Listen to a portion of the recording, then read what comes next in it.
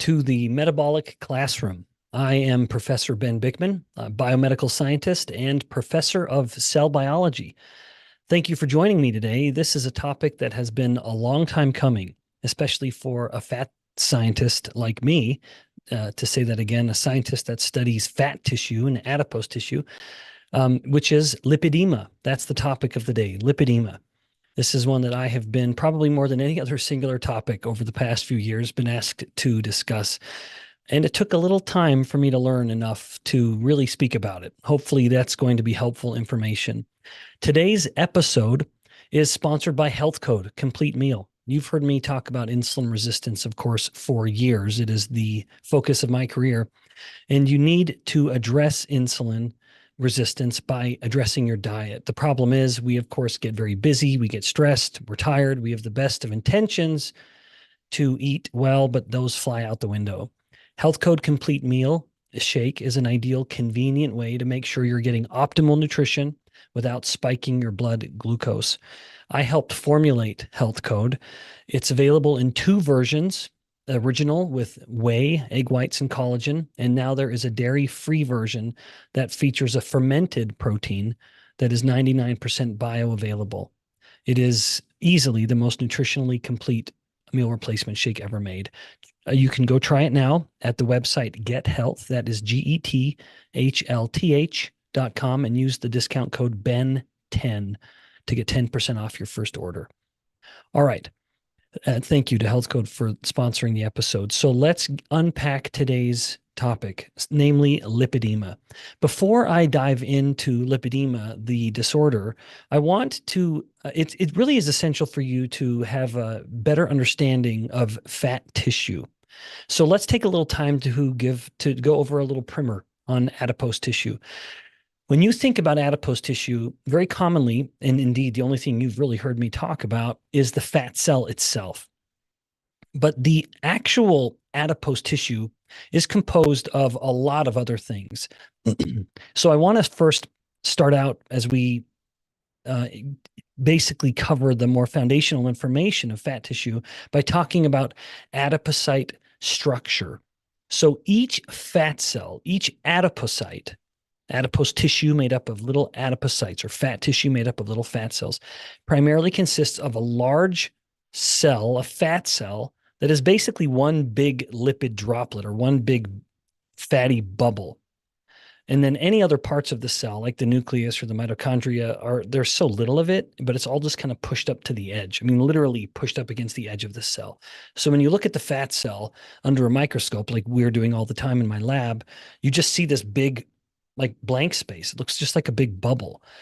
Now, fat cells are, despite me saying bubble, although that's not a bad analogy for reasons I'll get onto in a moment. When you think of a bubble, you think about just this big spherical round ball-like shape. But in reality, if you were to take bubbles and start stacking them together, you would see that they then begin to form some angles. So fat cells are referred to as having a polyhedral shape formation. So when fat cells start to aggregate and come together, like they do in fat tissue, they're packed together in a structure. And this polyhedral or angular shape, lots of little straight edges, arises because the cells deform slightly. They get pressed in a little bit as they're packed in together, kind of like a honeycomb arrangement, although they're not in neat little hexagrams. But it is that sort of view. And now, again, let's go back to the idea of the bubble. If we're packing bubbles together, where the bubbles meet, the sphere doesn't continue to go round. It becomes a straight line where they're packed in. So imagine a bubble that has a bunch of other bubbles around it. Now, as you're looking at it down from the top, you would say it has a polyhedral shape. So that's the overall shape of it. Now, how does it get organized? In part, how does it maintain that structure? The polyhedral adipocytes are embedded, or are shoved within this network of collagen fibers. Now, collagen is going to be a very important part of this story as we get into lipedema. So collagen, in fact, we'll define and discuss collagen more in just a moment, but collagen fibers are wrapping around the fat cells to give them structure. And it also is supported, the adipose structure, by blood vessels that are feeding the tissue and pulling away waste, but also they're fed by lymph tissue. And that's another important part of lipedema, the lymph flow. Now, I hadn't planned on doing this, but now that I mention it, I think maybe I ought to briefly. What is lymph? Lymph is the fluid that is surrounding cells. There's water and stuff or fluid outside of cells, and it's slowly getting pulled away. It's always slowly getting pulled away, and that is what will then come into a lymph vessel. So lymph is the fluid that's coming away from tissues, separate from blood flow. Now, I'd mentioned how that collagen is helping create this framework or structure around each individual fat cell. Of course, that's a lot. I mean, you think about fat tissue, how many fat cells there are. There's collagen weaving around all of those fat cells. Where does the collagen come from? The fat cells aren't making it. The collagen is being produced from fibroblasts. So fibroblasts are a different cell type entirely, although they actually share an origin with the fat cells. They share a common ancestor. And so within the fat tissue, we have a lot of fat cells, but we also have a fair amount of fibroblasts. And fibroblasts in adipose tissue play a crucial role in producing and organizing what's called the extracellular matrix. Now, I'm dropping on you guys a lot of words.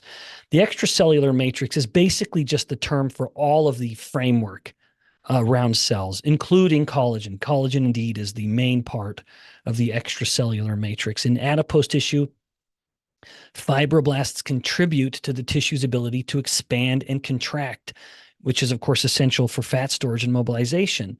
But the fibroblasts also play a very critical part in healing and remodeling within the tissue. So if someone's gaining weight, you need to remodel some things. If they're losing weight, you need to remodel some things. If there has been damage, some impact, some trauma, you need to remodel and recover.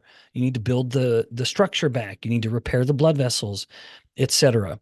So that is all the role of the fibroblasts, this other cell type that lives within the neighborhood of the adipose tissue. Whereas the primary residents are the fat cells, adipocytes. There is this secondary. In fact, there are many, many more cell types too. Fibroblasts is a very important one, particularly in this story of lipedema. All right, so that is all the primer with regards to fat storage and fat tissue. Some aspects you probably didn't know, but what I want you to take away from it is that fat cells are all surrounded by collagen, which is being produced by fibroblasts, which are just resident little cells tucked within, randomly throughout all of the fat cells. All right, so let's move on to it now. Now that we've laid down the groundwork for understanding how fat tissue works, let's now move into the subtopics or lipedema, but then I want to cover lipedema by going through an order of a series of questions. First one being, how is collagen affected in lipedema? So now that you understand that collagen is an essential part of the structure of fat tissue, how is it affected in lipedema? So firstly, one thing to establish is that there's too much collagen. In fact, let me just take a step out of this for just a second and confess to you that when I first heard of lipedema, I thought that it was just a fat cell problem.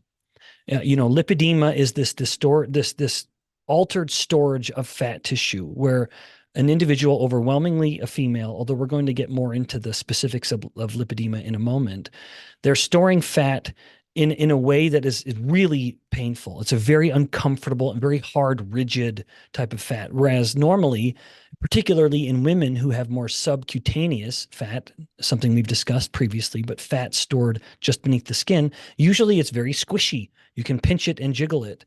This is fat that is also stored beneath the skin, but it gets very rigid and hard, and it's very painful for the person. All right, but my point only in bringing all of this up, I used to consider lipedema to be a problem of fat cells. I don't anymore. Particularly doing my homework in preparation for this discussion, I've concluded and I don't mind if anyone disagrees with me, that lipedema is a problem of connective tissue like collagen. All right, now, so let's get back into lipedema. How is collagen affected or altered in lipedema? First and foremost, there's too much. In lipedema, there is often an overproduction of collagen by the fibroblasts. This increase can lead to excessive collagen deposition in the adipose tissue. So what should be a very thin little malleable wall of collagen around a fat cell becomes thicker and harder. And this is something that can be evidenced with fat biopsies in people with lipedema. If they do a fat biopsy, even in the same person, in an area where they have lipedema, and then do another fat biopsy in an area where they don't. So maybe they do a biopsy in the thigh of the woman, and then they do a biopsy in her triceps or upper arm. They will, in the lower limbs having lipedema, but the upper arms not. They will detect that there's a much thicker layer of the extracellular matrix, which, as you'll recall, is primarily collagen. So it gets really, really thick. And so, again, what should have been a very malleable, pliable surrounding or sac of collagen becomes this thick kind of brick wall, which starts to physically press on the fat cell. Now, independent of the amount, there's changes in the collagen structure. The collagen in lipedema can become more fibrotic, which just means it's kind of redundant a little bit to what I just said, which it becomes thicker and more rigid. So independent of the overall amount, the nature of the collagen starts to change. And this is a known phenomenon within collagen. The human body and all animals have various types of collagen, but it essentially is now behaving like a different type of collagen, a more rigid type. Just by way of interest, subcutaneous fat normally has a type of collagen that is softer, whereas visceral fat typically has a type of collagen that is more rigid. And this almost appears as if the subcutaneous fat is taking on the characteristics of the collagen within the visceral fat, a more rigid, stronger, less pliable type of collagen, and adding to that where it's getting thicker and thicker, and that just compounds the issue, of course. Now, all of this, of course, still speaking about collagen and how it's changed in lipedema, can change the functionality of the adipose tissue. The altered collagen structure can lead to reduced tissue elasticity and increased rigidity. So the loss of elasticity, as the name suggests, just means it's not quite as bouncy. It's less elastic and less compliant. Those are kind of terms of physics. So it can't stretch out as well and it can't rebound as well. But this makes the adipose tissue ultimately, as I've said, just much more rigid, which can very much contribute to the pain and tenderness. And then leading to compromised lymph drainage and fluid retention. So that's where the kind of edema part comes from. Edema is another term of biology, and it refers to too much fluid outside the cell, like accumulating in a space, usually a limb. But as a result of that, there's swelling. All right, now I've kind of segued into this a little bit already, having gotten a little bit ahead of myself in these subtopics, but let's go to another question, which is, why is the collagen a problem? So we've now made it clear what collagen is. We've now hopefully made it clear how collagen is misbehaving in lipedema, that there's too much of it and it's too hard. But why is that a problem? Let's go through a few reasons here. Again, answering the question, why is the collagen a problem? So here's how fibrosis, which is when there's more production of the collagen, can affect the function within the adipose tissue in the limbs. Usually lower limbs, but it can also happen in the upper arms. So first of all, and I've mentioned this somewhat, but the first is increased tissue stiffness. As collagen accumulates and becomes more fibrotic or rigid and thicker, the adipose tissue becomes stiffer and less flexible. And this increased rigidity can exert some pressure on the fat cells and, importantly, nearby nerves. And nerves is something we're going to revisit more in a moment. But as the nerve can become, well, we'll come back to that in a second, but we've introduced nerves for the first time. But that can, of course, lead to discomfort and pain. Remember, all pain is going to be sensed centrally in the brain by nerves. So whatever the problem is, it has to somehow be conducted, the signal that there's a problem, to the brain, and then the brain senses this as pain or discomfort. All right, number two in answering the question of why is this collagen a problem? So what if we have more? But number two is impaired blood flow and lymphatic flow. Now, again, just by way of reminder, the lymph circulation system is kind of a parallel system to the blood vessels. And whereas the blood vessels are a pretty closed group, what is in the blood, the fluid is generally staying in the blood and it's just circulating. Lymph is very different, where lymph is constantly just pulling any excess fluid around cells and bringing it back in, ultimately depositing it back into the bloodstream, but through its own vessels. But if you have compromised lymph flow, you will have lymph retention or water retention or lymph retention. And lymph itself is just a watery mix of stuff, mostly water, some proteins, some cells, but again, mostly water. And so if your lymph circulation is compromised, then you're getting the lymph or the fluid hanging out. And it happens more readily in limbs, like legs, especially, and arms, where gravity wants to pull all that water down, making it even harder for it to return. So anyway, back to fat tissue and lipedema, the rigidity within this collagen matrix around fat cells can compress the blood vessels and the lymph channels or the lymph vessels, which can impair circulation.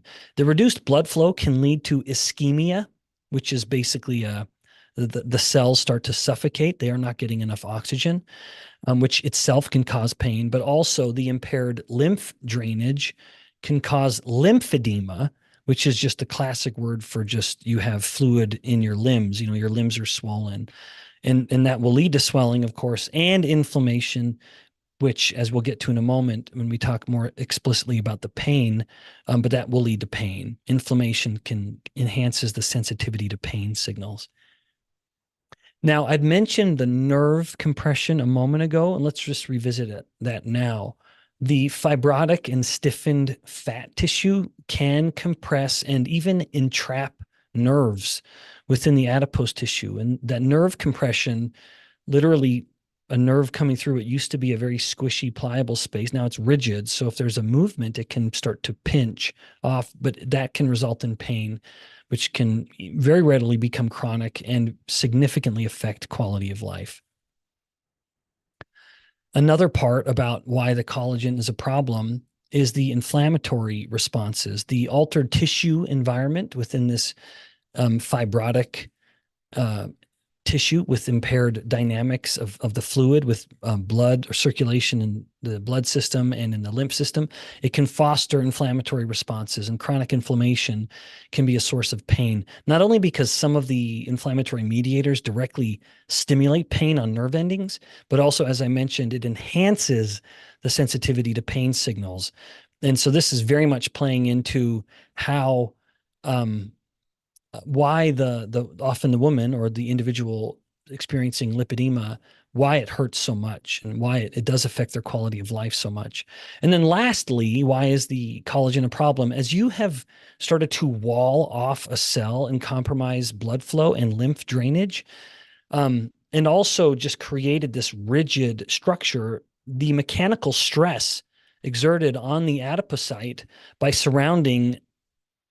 the surrounding rigid toughened collagen can lead to not only cell dysfunction, but also outright death. And so it's not uncommon for there to be a much higher level of fat cell apoptosis occurring within lipedema fat tissue. All right, now throughout this discussion, I've been mentioning women more than men. Let's talk about that for just a moment. For a few moments, actually. Why do women suffer? So the next question then, as we move through the topics, is why do women suffer from lipedema so much more often than men do?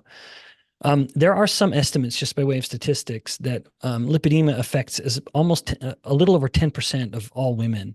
And in men, the number is unknown to the point of negligible. It is so uncommon. And so lipedema is nearly exclusively reported in women and can begin or worsen. And this is very important. And we're going to move on to this as the next topic. It can begin or worsen at times of substantial hormonal change, 3 in particular: puberty, pregnancy, and then lesser than those ones, menopause. Mostly it's puberty and pregnancy, menopause sometimes, but it's much less common there. There's also, of course, a genetic or familial component to it. I should say familial to be clearer. The genetic component is based on sex, and then the familial component is just a natural variation that we see across individuals, which is some people tend to have things that happen within a familial line without a clear genetics to explain it. All right, now having said all of this, it's easy then to conclude that there must be some difference within the sex hormones. That is a rational conclusion, and indeed the likely one. Why is it that women experience lipedema so much more than men? Likely because of the vastly higher levels of estrogens. Remember, there is no individual hormone called estrogen. There are the estrogens, the prototypical female sex hormones. Now, men have estrogens, but much, much lower levels than females. All right, so let's move on. What is the relevance of estrogen in lipedema? Well, let's really get specific because I've been sort of framing this up through the lens of fibroblasts making too much bad collagen, which starts to choke off the fat cells. And the fat cells themselves are just innocent bystanders. Lipedema is not a disorder of the fat. It is a disorder of the connective tissue. So this is interesting. Within the family of fibroblasts, there is something called a myofibroblast, which is basically this. They're specialized cells that are derived from fibroblasts. So fibroblasts can turn into myofibroblasts.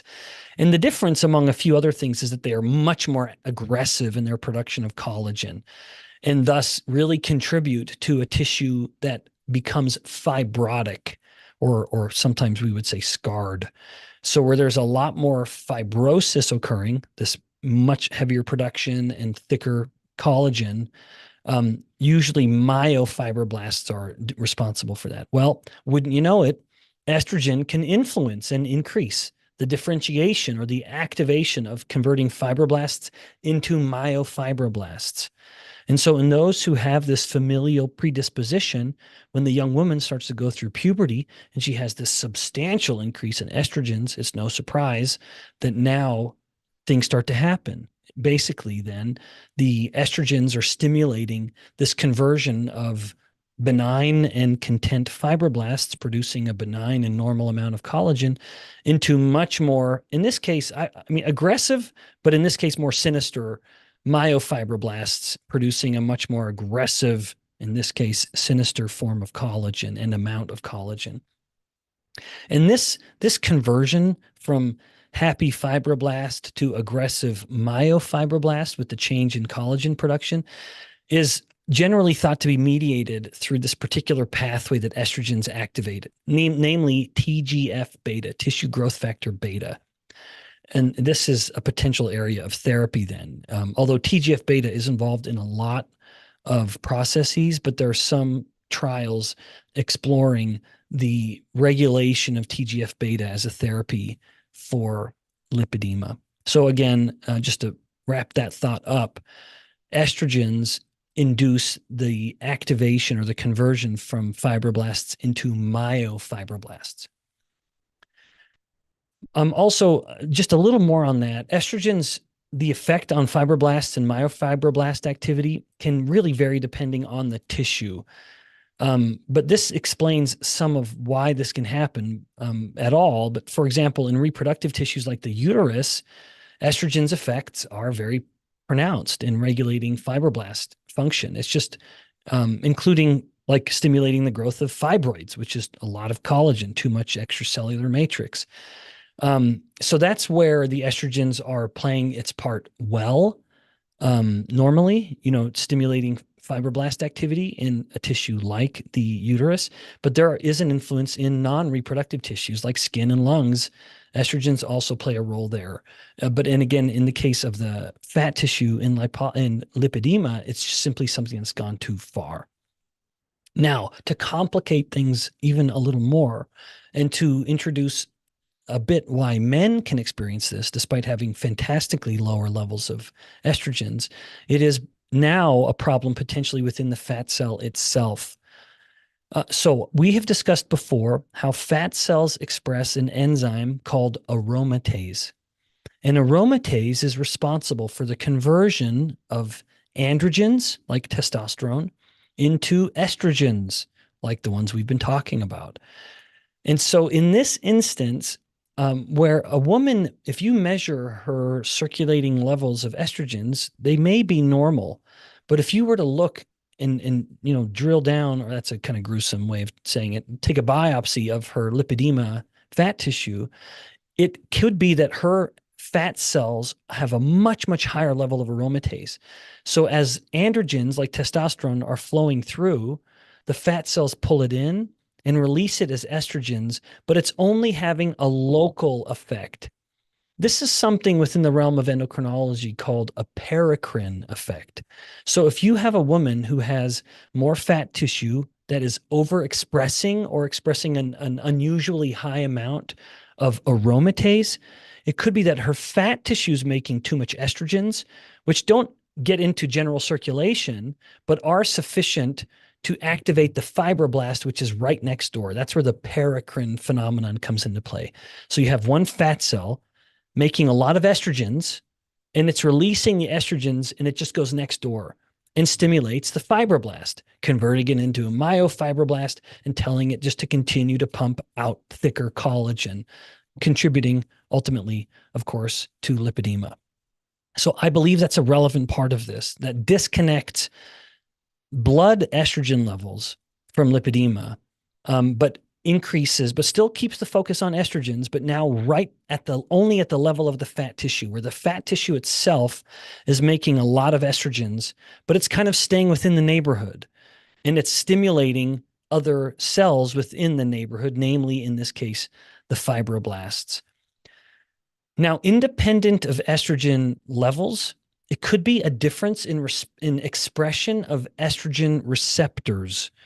So this is another potential area. It is an area of research in lipedema, and even a potential area of therapy, where it's thought that rather than the actual amount of estrogens, there's just too much sensitivity to it. So maybe the fibroblasts have too much of the estrogen receptors, which is a small hormone of, a small class of receptors. So it's one thing for the hormone to come to a cell, but if the cell doesn't have a receptor for that hormone, there's no door for the hormone to knock on, if you will. So the cell ignores it. In this case, however, the cell is expressing estrogen receptors. And in the case of lipedema, the fibroblasts may be expressing too much estrogen receptor. So they're too sensitive to the estrogens and reacting too strongly to the estrogens, ultimately contributing to a fibroblast that is simply too active, becoming a myofibroblast and aggressively producing a thicker collagen. All right, now to kind of wrap some of these thoughts up before we move on to the next couple subtopics before we wrap up, this helps you, I hope, understand why lipedema is sometimes referred to as an adipofacial disorder. Adipofacial, that is this combination of words for, of course, adipose meaning fat tissue, and then fascia. Fascia, just referring to connective tissue. So the research does suggest that fibroblasts, which are cells responsible for producing and maintaining connective tissue, particularly through the production of lipedema, through the production of collagen, may play a role in the pathophysiology or the origins of lipedema. All right, now let's move on to the final two topics, with this next one being, why does it hurt so much? Now, this is not something I speak about this with almost some reverence, because it's just based on reports that I've heard from people with lipedema, that they will note that it is just so painful. Whereas someone else storing an equal amount of fat without lipedema, it doesn't hurt them. It might be difficult to move around just based on the amount of fat they have, but it doesn't hurt. With lipedema, it is a painful thing. And this is generally both a mechanical and a biochemical phenomenon, that there is this mechanical restriction that is literally aggravating the nerves. Then there's this biochemical effect where there's signals that are activating the nerves, which are then sending the signal to the brain that, hey, we're sensing pain right now. So there can be a couple. There's two things I wanted to mention here. The first one is just the simple physics of it, which is the pressure and the tension.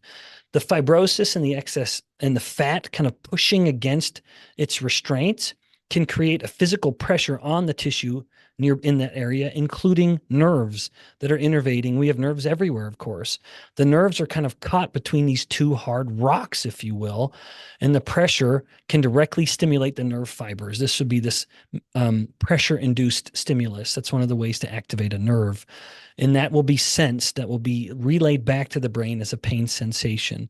So again, that is the tension and the pressure, because it's like we are continuing to try to blow air into the bubble, but now the bubble is reaching its constraints, and so it's pressing against this brick wall of collagen. And then the next point, the last one here, just with regards to pain, is the inflammation. And I've alluded to this already, but lipedema is associated with chronic inflammation.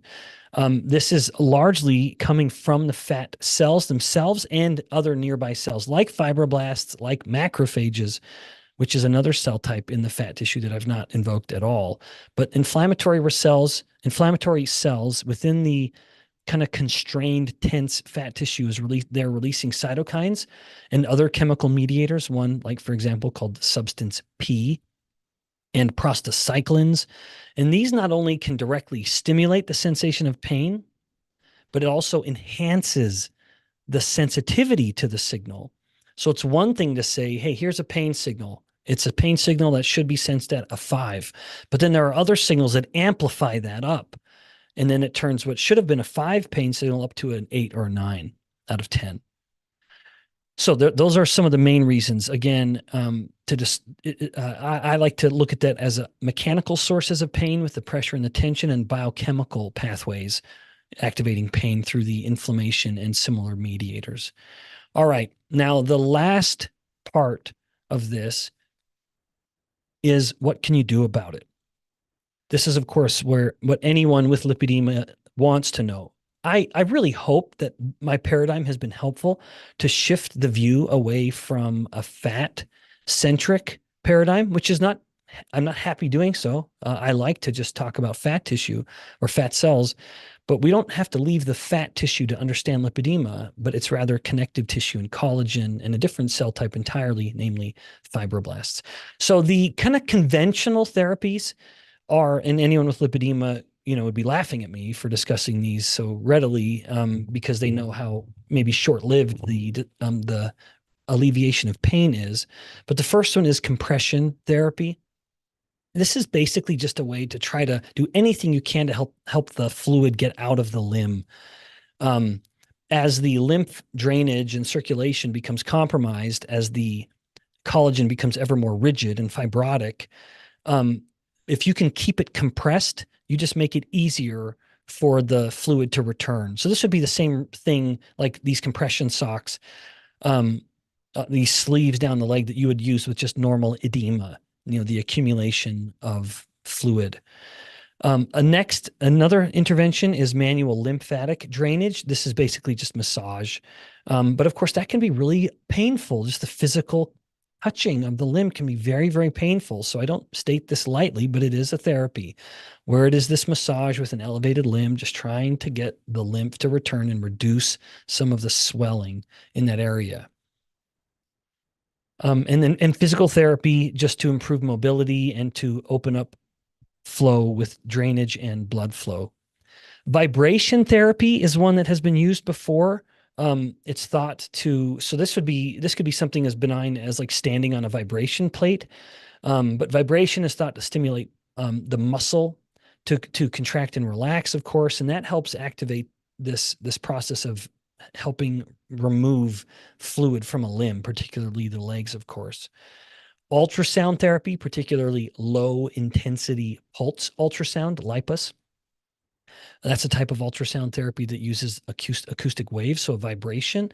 And this is thought to possibly help with lipedema by softening up the tissue. What is a hard, rigid wall of collagen, this fibrotic sac around the fat cells, the ultrasound is thought to loosen it up a bit, which can improve not only the physical sensation and restriction on nerves, but also improve the return flow from blood and lymph. Now, this one's a little controversial, and indeed the results are conflicted, namely liposuction. You've heard me talk about liposuction before, and I generally talk about it in negative terms because if someone's doing it for vanity reasons, the fat tissue will simply just grow back on the body somewhere else. In the case of lipedema, well, you could make a stronger case that liposuction has been shown to be an effective method for reducing limb volume and alleviating pain associated with lipedema. And improving quality of life, at least temporarily. One of the concerns that I have about liposuction is that you can damage lymph vessels and lymph nodes, these kind of way stations for lymph return. And that, of course, would exacerbate or make worse edema. And so there's a trade-off there. There are different different interventions with liposuction that are designed to spare lymph a little better than others. And so that would just be, of course, a strong consideration. Again, just to really make sure that you can leave the lymph structures, the lymph vessels intact.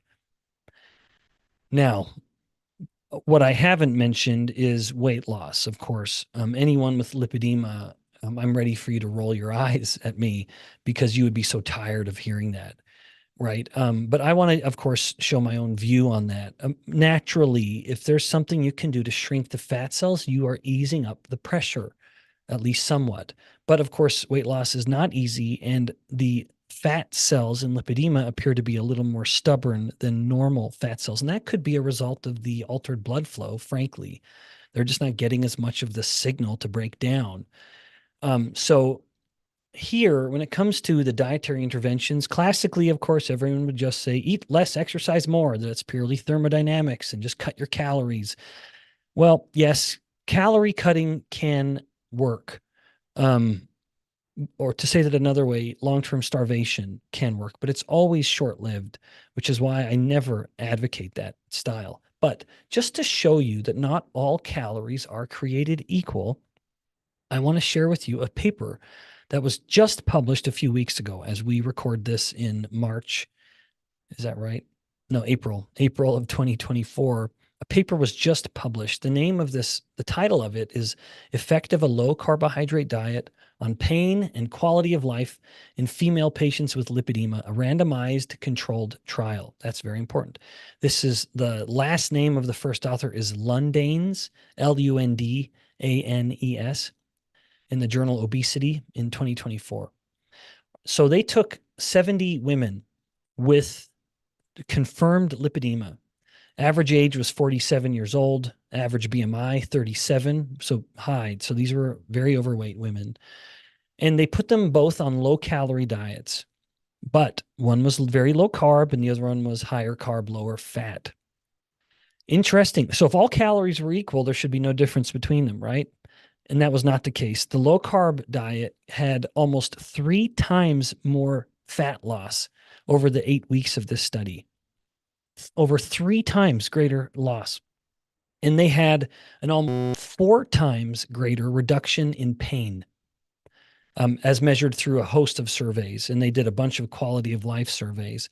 And in every instance, the low fat version underperformed compared to the low carb diet, with all of these other quality of life surveys that they did, including just overt sensation of pain. Now, interestingly, they found that it was not just a consequence of the fat loss or the weight loss, that the reduction in pain actually didn't perfectly track it, but it was still 4 times stronger. So there was some other effect due to the low carb diet, which of course is going to be increasing ketones. And this is where I can speculate a little because the authors of this paper did not. But there is some work being done, sponsored by this company called American Ketone, that is finding that just even exogenous ketones are helpful in women with lipedema. And I would encourage anyone to look up the work of Siobhan Huggins. She's really been pioneering this, but it could be a result of the anti-inflammatory effect of ketones. Ketones are known to have an anti-inflammatory signal. And insofar as inflammation is not only initiating the sensation of pain, but also heightening the sensitivity to the signal, if you can block that inflammation, it stands to reason that you are mitigating pain a little better. But even still, there was 3 times greater fat loss here, which is pretty significant. So that's one study. Another paper was published in 2023. This is the first author, last name is Jeziorek. That's quite the name. Jeziorek. Jeziorek, we'll say 2023. But they found that, once again, a low carb diet significantly reduced body fat, fat mass, and leg volume in women with lipedema, and also notably with a notable reduction in pain levels. So I would say this is a ray of hope here, that as much as a person with lipedema has been trying diet in the past, I would strongly, based on these reports and more, suggest that perhaps not all calories need to be cut, that there's going to be a bigger bang for the buck, a bigger benefit when it comes to selectively reducing carbohydrates over, say, fat. All right. I hope this has been helpful. Once again, just reminding you of my own paradigm shift here, looking at lipedema not as a fat cell problem, but as a collagen fibroblast problem, and the relevance of estrogens in increasing the activity of the fibroblasts, resulting in a frenetic production and hyperactive production of collagen, which begins to choke off not only the fat cells, but also nerves, resulting in substantial pain, choking off the lymph vessel return, resulting in swelling, which is further contributing to the pain. This mechanical and biochemical, the mechanical and biochemical contributions to this discomfort. Hopefully this has been helpful. If it has been, please share it with a friend. And if you're watching this live, thank you so much for being a member of the Insulin IQ community. I look forward to switching over and answering your questions in just a moment. If you're watching this later on the YouTube channel, thank you for tuning in. Please be sure to subscribe. Until next time, the more you learn, the healthier you'll be. See you then.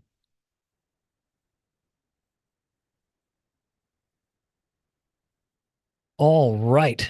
You guys, that went long. Thank you for tuning in. Those of you who are on the chat, I have the chat up. Let's get going just to make sure we can get done by the end of the hour. Elizabeth, you're here and ready. Love it. Thanks for tuning in. Bonnie, thank you again as well. Of course, guys, as a reminder, I'm not your physician. I'm your friendly neighborhood scientist. So nothing I say is intended to be a prescription. All right. Okay, Yvette, thanks for all I do. Thank you, Yvette, for being such a loyal contributor to the community. I love it. Love all your enthusiasm. Carol, how does this structural discussion apply to cellulite, which also involves collagen? Carol, you always have such great questions. I don't really know, Carol, and because I haven't looked into that enough, I'm afraid you're going to have to tolerate some speculation.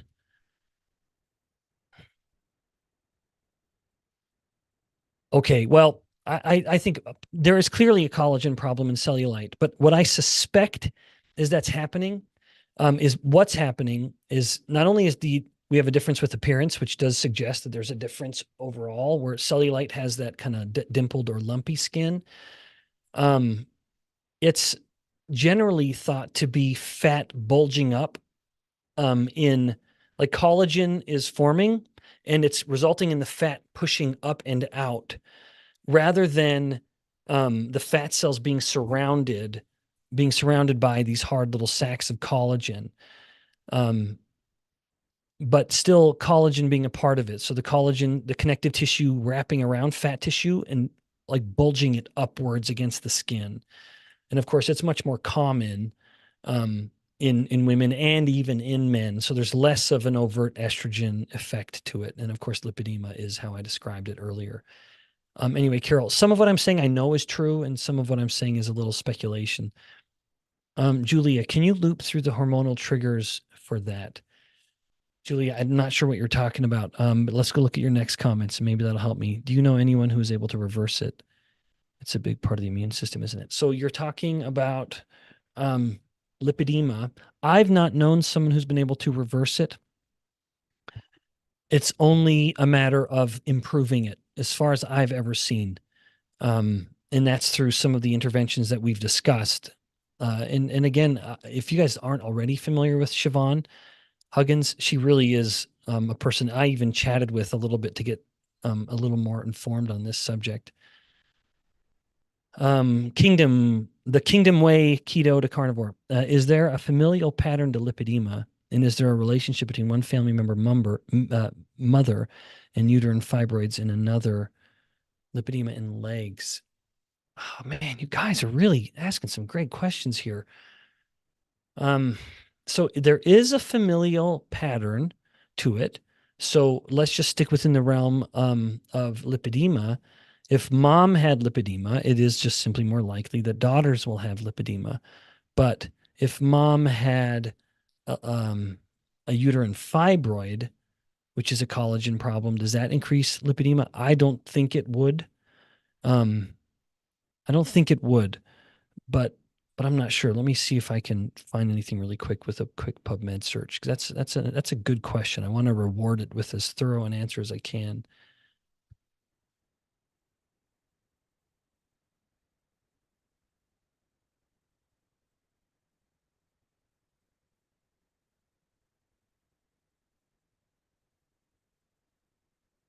Okay, uterine fibroid. Yeah, there's nothing coming up. So yeah, I don't think they're going to be related enough. Um, okay, Sarah, does fat become the source of estrogen when we go into menopause? Yes, it does, actually, Sarah. So I talked about this at a metabolic classroom a few episodes ago, the changes in hormones with menopause. But yeah, one of the interesting things in menopause, as the ovaries run out of follicles, the um, the cell types there, which why are they eluding me for a moment? The names, the two primary cells of the ovaries are generally cells that surround follicles, theca cells and granulosa cells. I knew they'd come to me. But as the follicles run out, then the mass of the ovary becomes actually more fibroblast, the cells we were just talking about. So they become a little more fibrotic. Not that they're useless. There are still theca cells and granulosa cells producing sex hormones. But at that case, with menopause, most of the sex hormone production begins to come from the adrenal cortex of the adrenal glands, namely the androgens. So she has testosterone coming now from her adrenal glands mostly, and then it is her adipose tissue that is converting it into estrogen. So, yes, with menopause, fat cells do become the main source. And so that could actually, as you're alluding to here, um, perhaps that could contribute to that local phenomenon that even though estrogen levels aren't higher in menopause, fat tissue level estrogens might be higher. I don't know that. I'm unfamiliar with any work that's measured estrogens at the level of the fat tissue specifically, but that's a pretty compelling speculation, frankly. All right, let's keep going. Does dry brushing help as well as massage therapy? Bonnie, I don't know. I've not seen anything about dry brushing, and I'm afraid to admit I don't even know what that means. Does that mean like kind of, is that the same as like scraping, where you have that kind of dulled little blade? I'm not sure. But if so, I think any kind of mechanical pressure along the limb would help, especially if it's pulling it towards the body. Jennifer, will compression squeeze out the fluid just to refill again the next day? Or does it refill? I think it does refill, Jennifer. So compression is only ever working as long as the compression is on. It is not a lingering benefit. Sarah, if there is hypoxia at the site of the cells, would hyperbaric oxygen therapy help? Man, you guys, I just love these questions. I don't know. I've not seen any evidence that hyperbaric therapy would help, but it sure stands to reason that it would, that if you can subtly increase the oxygen content of the plasma, which is something the body defends pretty well, would it help? Let me just do a quick PubMed search to see if there's any reports on that. Let me scroll through. You always get so much nonsense here. Anyway, so the idea being um, that if you're breathing in a higher oxygen atmosphere gas, that increases oxygen in the blood, and maybe that can improve it. Um, no, I'm not finding anything really relevant there, but it certainly wouldn't hurt.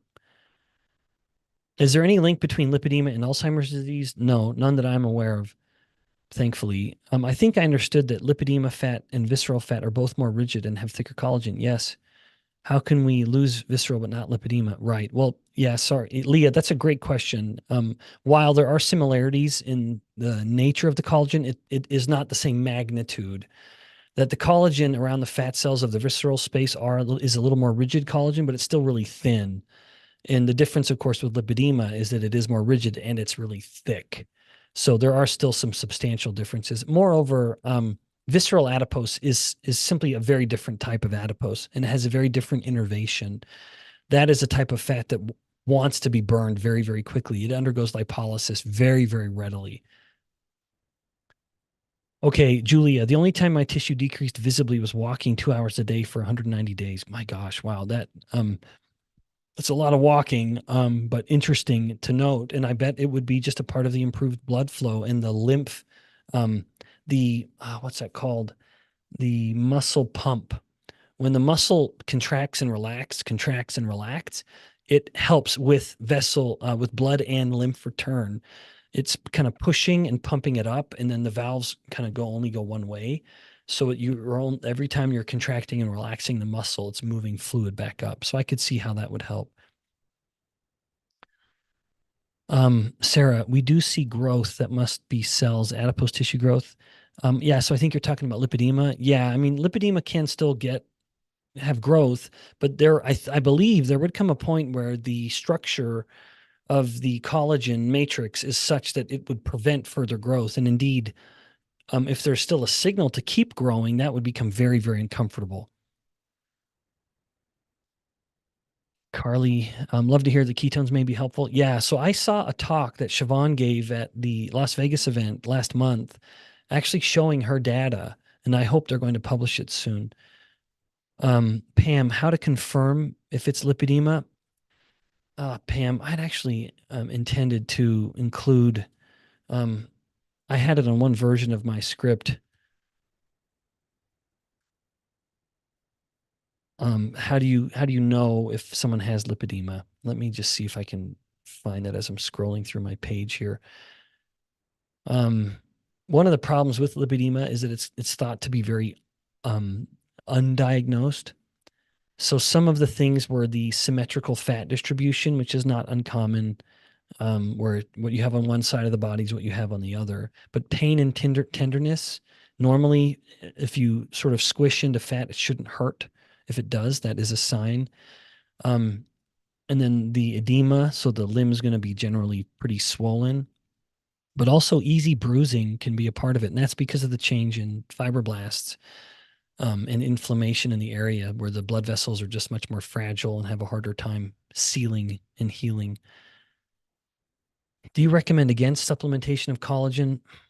I don't. But this, yeah, I don't. I don't believe any amount of collagen supplement, for better or worse, is going to help or hurt this. Um, Hold on, who is that? Sorry, just skipped ahead. Carol, thanks. My goal is always to find a question to stump you. Okay, Julia, thanks for the lecture. You're welcome. My pleasure. I hope it was helpful. What do you suggest to shrink these lippy fat cells that just won't budge, even in ketosis and low insulin?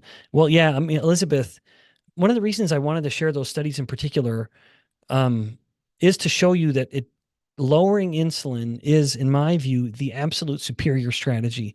Don't worry about cutting calories and cutting energy. That will take care of itself as you take care of insulin. But yeah, it does appear that ketones have an additive benefit, that they're going beyond, certainly based on Siobhan's work, that it's going beyond the low insulin fat cell shrinking effect. And that could be because of the inflammation reduction. From a community member, fibrotic breasts can be resolved by taking iodine. Is it possible that this could help with lipedema. I have never heard that. Hold on a sec.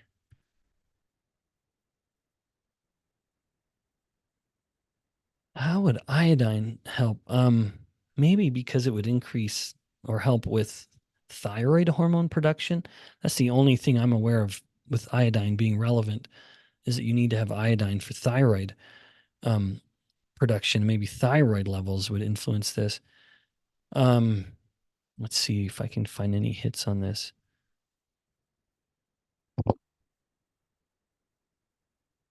Yeah, so it looks like iodine can help alter the hormonal environment within breast tissue, but it's not mentioning specific hormones. It's got to be thyroid hormone.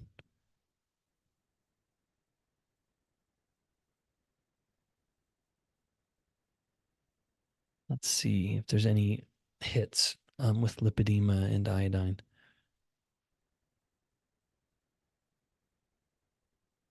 No, no, there's no hits. I'm not getting any papers on that. That's interesting though, Julia, because iodine is also stored in breast tissue. I don't know. I've not heard that. I'm not familiar enough with that, you guys. I'm sorry to admit it. Is this only on the limbs?